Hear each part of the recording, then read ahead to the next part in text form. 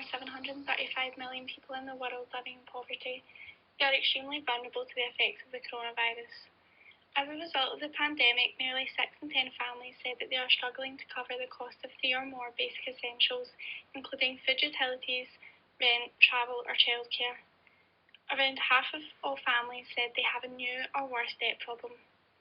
Some families have struggled to use online school as they have limited technology, which has affected children in receiving their education.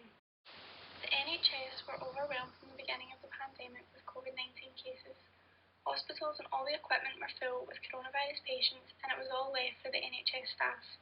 The NHS dealt with the overflow of COVID-19 cases without proper protection, as the PPE was not efficient enough to keep them safe from the virus. As well as this, the government didn't provide the NHS with enough funds or support. The NHS staff suffer from the stress and fear of not knowing what will come next. Will they catch the virus themselves? Will they have enough space and equipment to deal with more cases? The mental health of the NHS staff was and still is being negatively impacted by the pandemic. Due to the huge flow of COVID-19 cases, other surgeries and treatments were halted. This caused a huge backlog of operations and increased waiting times in healthcare.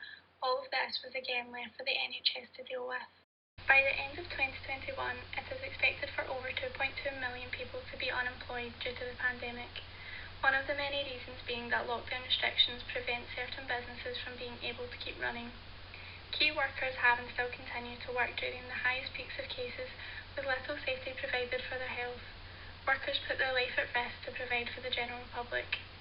Workers live and wait about security of their jobs and how they will fund their livelihood. At any moment, stricter rules could be put in place, risking more businesses of closing.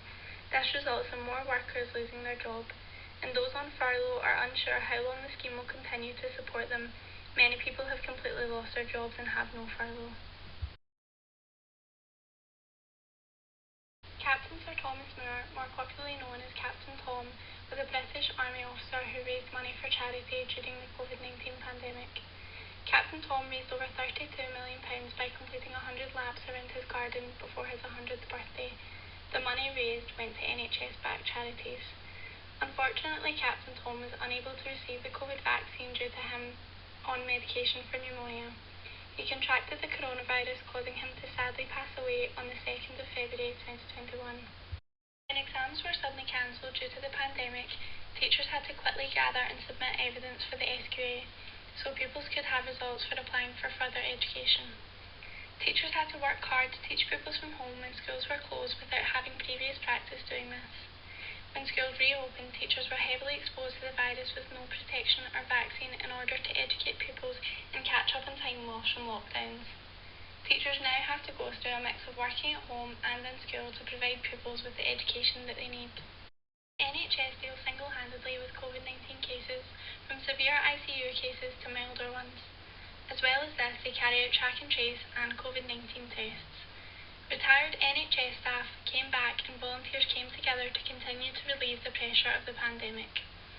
The NHS are now also working to roll out the COVID-19 vaccinations at the fastest pace they can so everything can return to normal. The NHS continues to save lives every day, even with the added stress of the pandemic. They are the heroes of the pandemic.